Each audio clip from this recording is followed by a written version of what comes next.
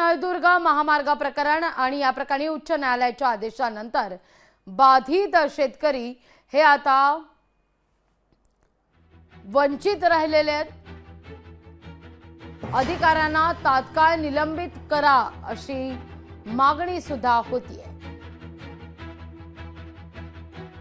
केंद्रीय मंत्री नितीन गडकरींना या सगळ्या मुद्द्यावर निवेदन सुद्धा देण्यात आलेलं आहे।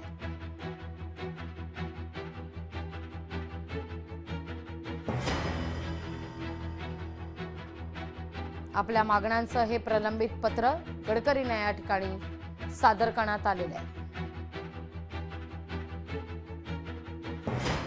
गडकरी साहेबांची भेट झाली आणि त्या ठिकाणी आम्ही मागणी केली की संबंधित अधिकारी हे राष्ट्रीय महामार्गाचे अधिकारी, भूसंपादन अधिकारी, कलेक्टर साहेब असतील किंवा उपविभागीय अधिकारी तथा भूसंपादन अधिकारी असतील, यांना जो आदेश या मुंबई उच्च न्यायालयाच्या छत्रपती संभाजीनगर खंडपीठाने दिलेला आहे त्याचा अवमान करीत या ठिकाणी शेतकऱ्यांवरती पोलीस बळाचा वापर करून या ठिकाणी रस्त्याचं काम केलेलं आहे।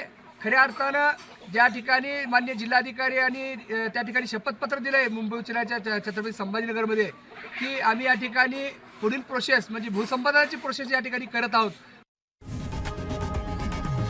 लोकशाही मराठी ऐका, पहा, जागरूक रहा।